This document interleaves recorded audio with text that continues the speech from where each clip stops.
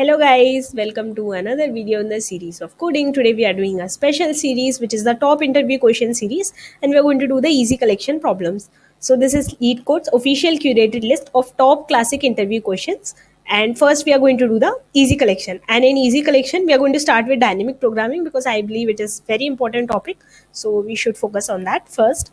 So let's start with climbing stairs, and climbing stairs is the first problem, and we'll go on to solve all the other problems in dynamic programming also.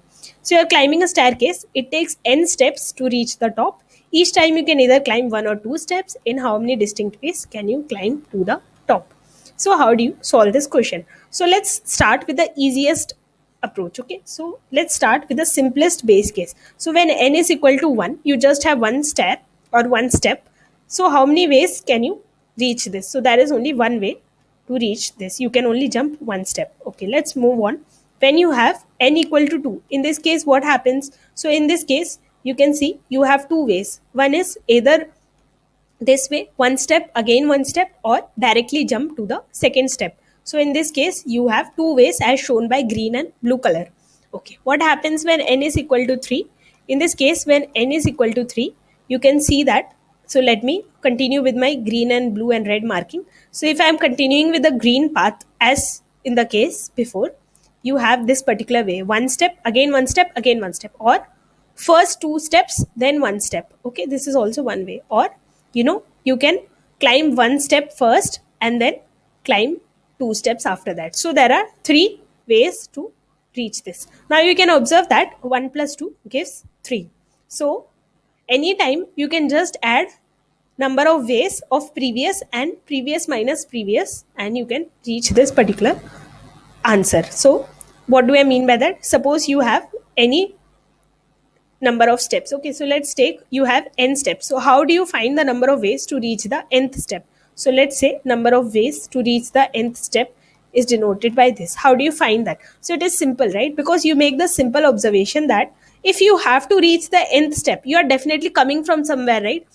From where can you come? Either you can come from the step below, right? You can come from the step below, or what you can do, you can come from the step which is previous to previous, right? Which is two steps below. Either you come one step below or you come two steps below, because you are allowed to make only one or two jumps. So either you make a jump from the below step or you make a jump from below to below step, right? So number of ways to reach the nth step is simply equal to number of ways, okay, to reach the n minus 1th step plus number of ways to reach the n minus 2 step. So this is very important, and this is simple explanation. Now let's move forward to actually coding it. So let me reset the code and let's start coding it freshly. So let's declare two variables. Let me just call them first and second. So first is the first base case. Okay, for n equal to 1, how many ways are there? Just one way. For n equal to 2, how many ways are there? Just two ways, as we saw. Okay, and we'll declare a variable, let's say sum, that we are going to finally return, and sum is going to be our answer for n number of steps. So let me initially make sum 0, and finally I'm going to return sum. Now what can I do? As we saw in the logic, let me iterate. For int I equal to 3, I less than equal to n, I plus plus. So whenever you have n greater than equal to 3, you can run this particular iteration. What do we do? Simply sum is equal to first plus second, as we saw in the logic of the code. So for example, when n is equal to 3, first is 1, second is 2, 1 plus 2 will become equal to 3. So for n equal to 3, your answer is simply 3.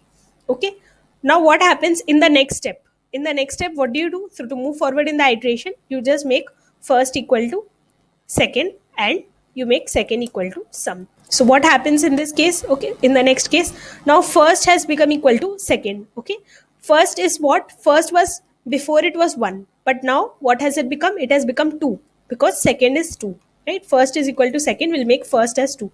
What will happen to second? Second will be equal to sum. What is sum? Sum is 3. Currently sum is 3, so second will become equal to 3. So in the next iteration, what happens when you go in the case n equal to 4? What do you do? Sum is equal to first plus second, right? So let me erase this. What is your first? First is 2. What is your second? Second is 3. So 2 plus 3 is equal to 5, and that will be your answer, and you can just return the sum. Okay, so here let me just do one thing. So this is fine, but I should also give the base cases. So if n is equal to 1, I can just return 1. If n is equal to 2, I can just return 2, and it is fine. So let me just submit and see if it is working. So it's accepted. Let's move forward to the next problem. So let's move on to the next problem, which is buy best time to buy and sell stock. So you are given an array prices, where prices is the price of the stock on the particular day. You have to maximize your profit, and you can choose a single day to buy one stock and choose a different day to sell that stock. And the different day when you are selling should be in the future. So let's take an example. Suppose these are the prices of the stock. So you have to determine the maximum profit. So let's write two variables, buy and sell, that are going to help us determine profit. So they are going to represent if you have to buy or if you have to sell, what is the corresponding amount that you are going to keep. So let's go over the example and then it will be clearer. So on day one, notice that you cannot sell, you can only buy, because how can you sell? Because on the same day you can't buy and sell. So on day one, if you don't have a stock, you cannot sell. So you can just buy. So on day one, suppose we are buying, then we have spent amount 7. Okay, and whatever we are selling, can we sell? No, we cannot sell. So sell should be 0. So let's move forward to the next day. In the next day, what do we have?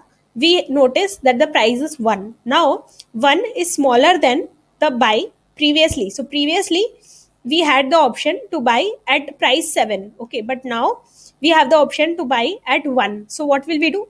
We will definitely want to buy at a lower price. So we will change our buy variable and we will make it 1. What about sell?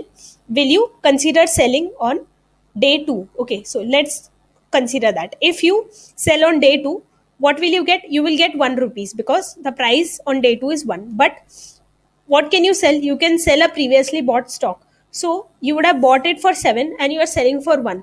You will make a loss of 6 rupees or a profit of minus 6 in mathematical terms. But minus 6 is smaller than 0. So you are better off not at all doing this operation. You are better off being 0. So sell will remain 0. Okay, you don't want to go in losses. So you will not make this stupid decision. Okay, let's move forward to the next iteration. In the next iteration on the day 3, what do you have? You have the stock price 5. Consider buy. Will you prefer buying when the price is 5, or will you prefer buying at the earlier price, which was 1? You see, 1 is less than 5.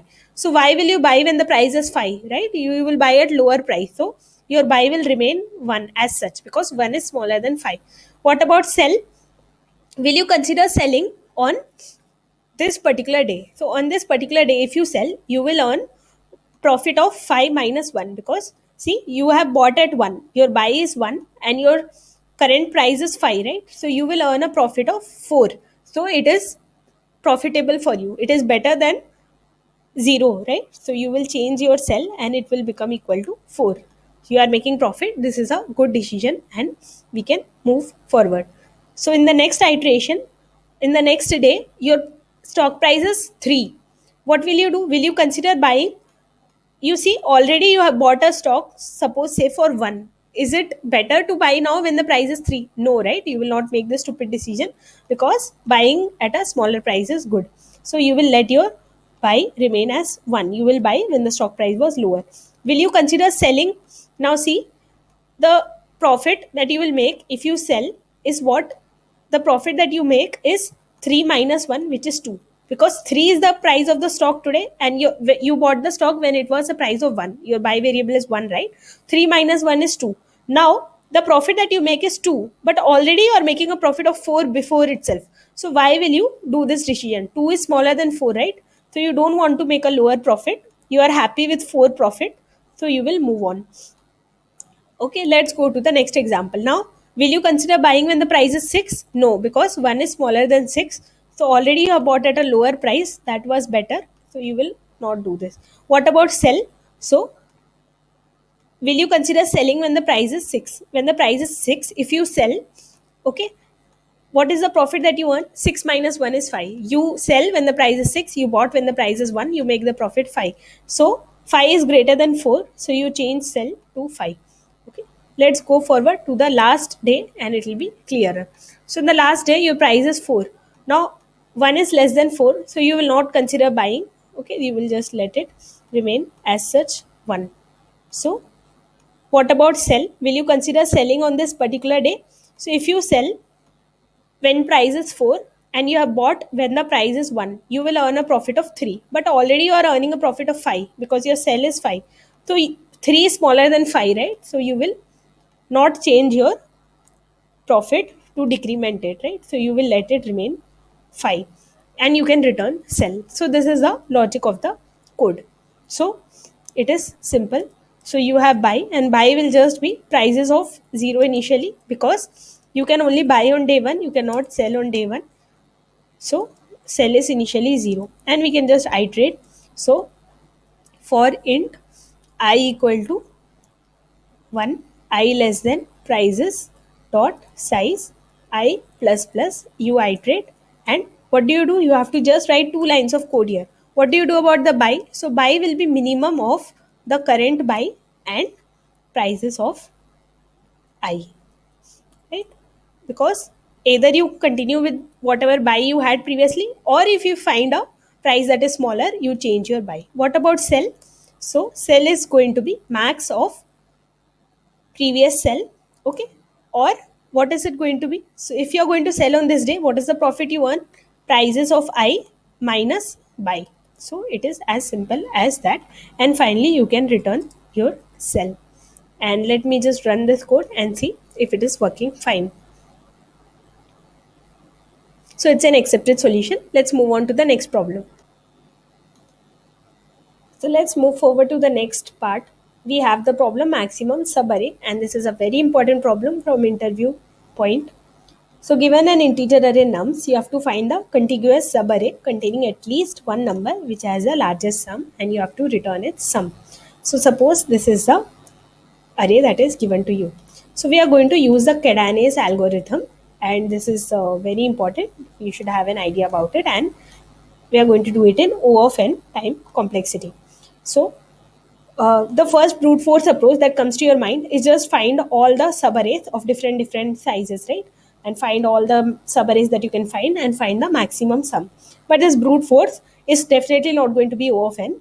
Best it can be O of n square. But you have to do it in O of n time complexity. So we'll use the Kadani's algorithm. And the simple intuition or logic behind it, it is simple. So what is it is, if your sum is going to be positive, right, by adding that element, okay, by adding the current element, if your sum remains positive, you will add that element and include it in your sub array.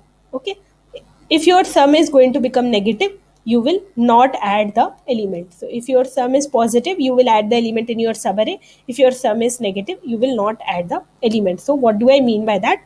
So let's take an example to understand this. Suppose we have this particular single element subarray. Suppose, just for example, it is having current sum 4. Okay, now you have to decide whether you will add the element minus 1 and make this subarray or not.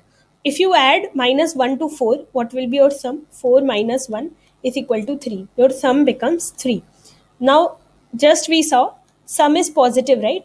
We saw that the logic, in the logic, if your sum remains positive, then we will add this element to the subarray. So we will add this element.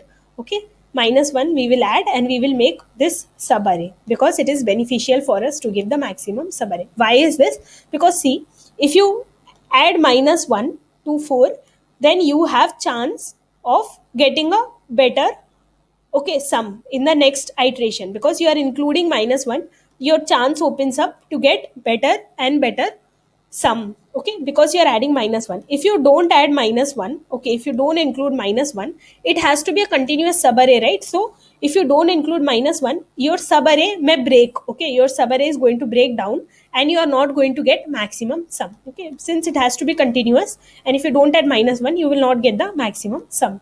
So whenever your sum is positive, you will add the current element. Let's take another example. Now if your current element is 1, you have to decide whether you will add minus 3 or not. Okay, so current sum is 1. If you add minus 3, you will get 1 minus 3, which will be minus 2. Now this makes the sum negative, right? Minus 2 is negative number. Minus 2 is less than 0.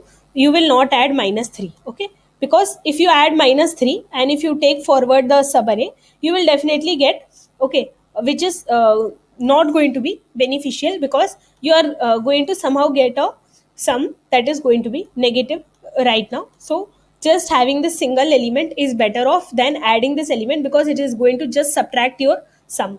So let's try to go over this entire example once, and then it will be clearer. So we will denote two variables, sum and another variable max, that we are going to use. So we are going to use three steps in Kadani's algorithm. So you can remember the three steps. First step is just write the cumulative sum at each step. So that's it, writing the cumulative sum at each step. Second is comparing. Okay, so we will see if, okay, we will see if sum is greater than max. If your sum is greater than max, then you will change your max. Okay, your max variable will just become equal to sum. This is your second step.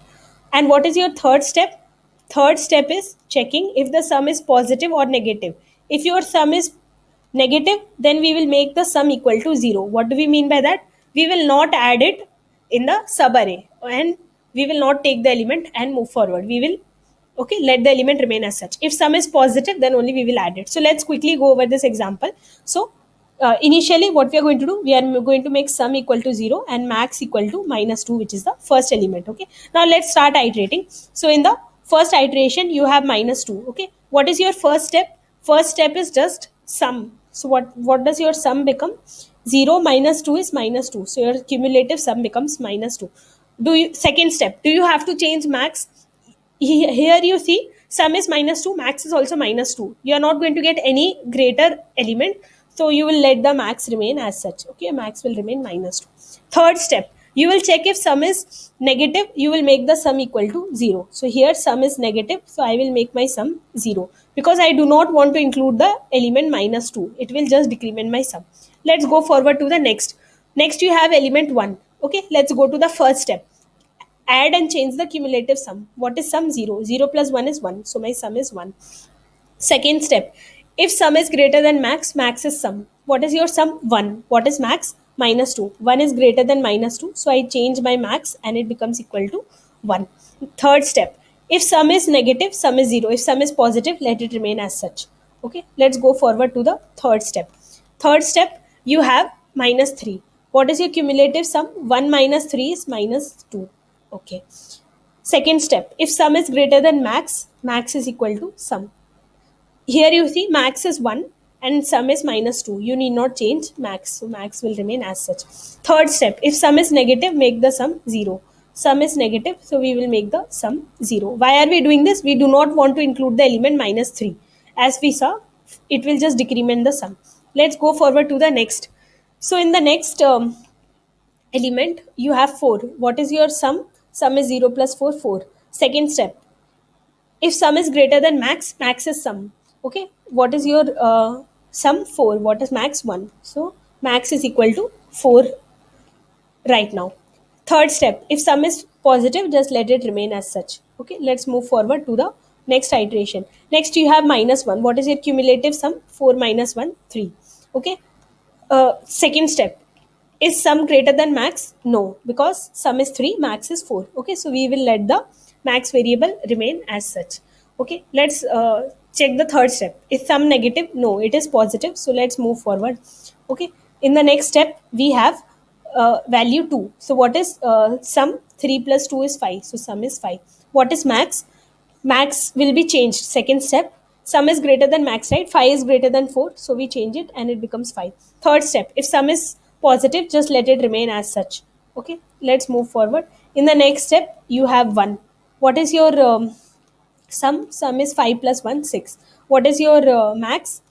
Max is 5 now, but sum is 6, so we are getting a greater value. We will change it and it will become 6. Okay, you see we have included all these elements, and this is going to give you our answer, as we will see.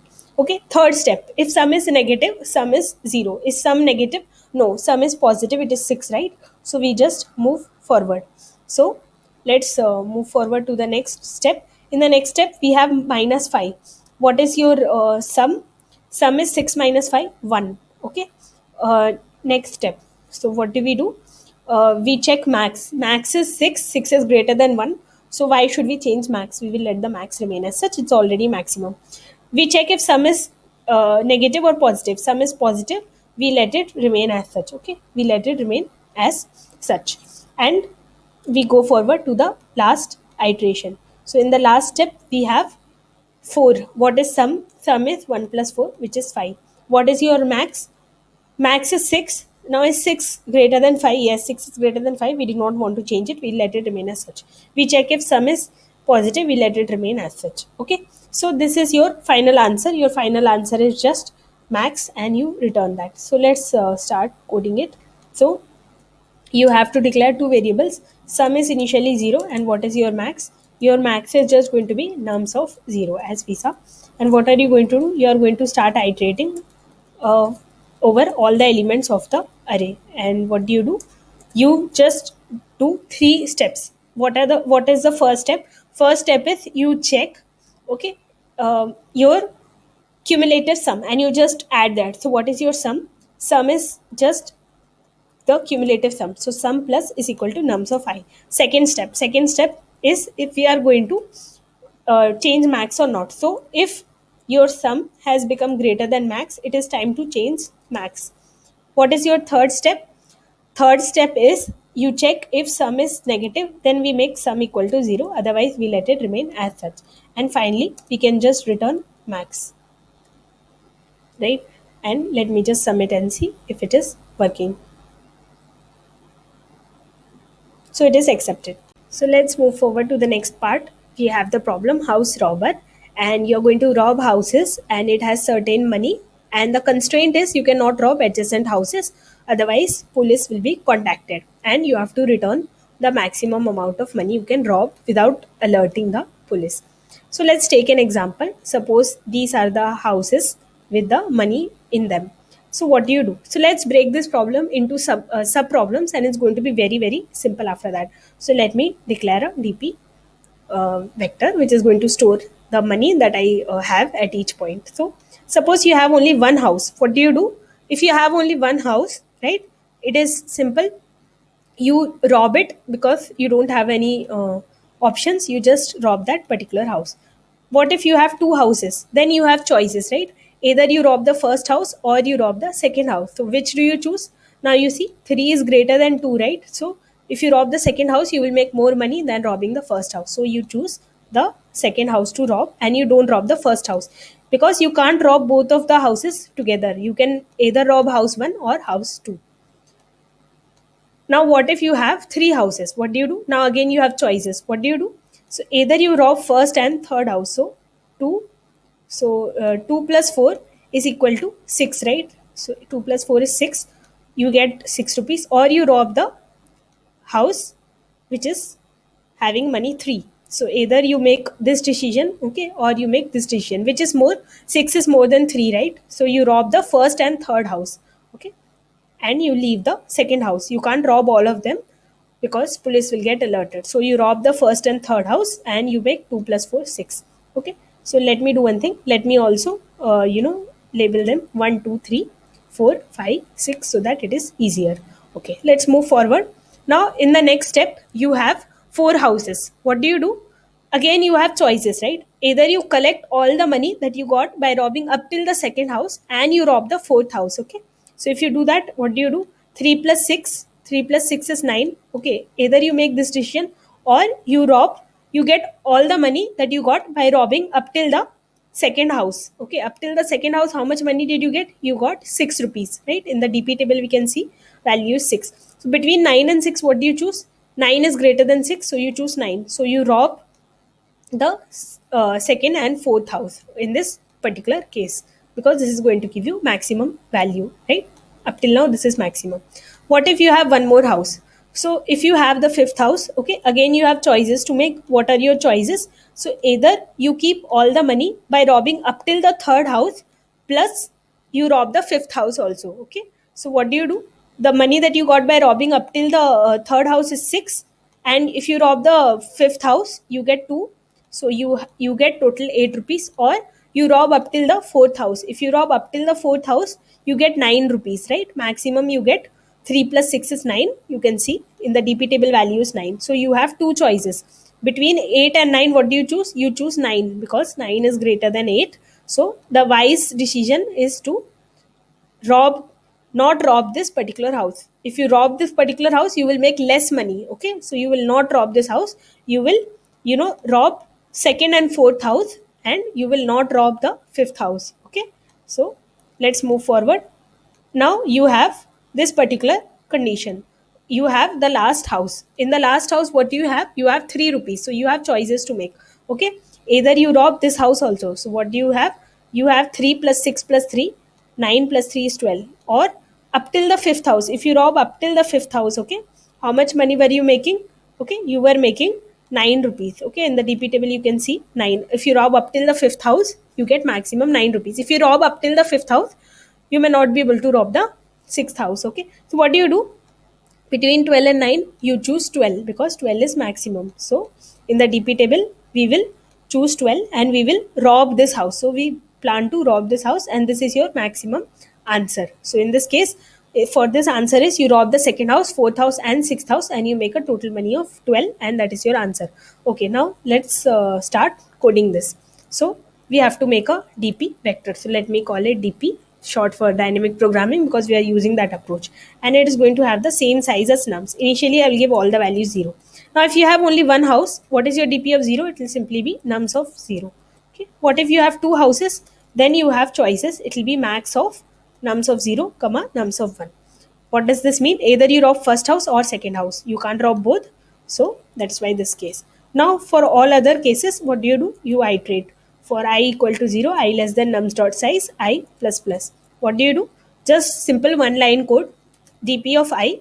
You have two choices, right? Either you rob up till the previous to previous house. So what is that? DP of I minus 2.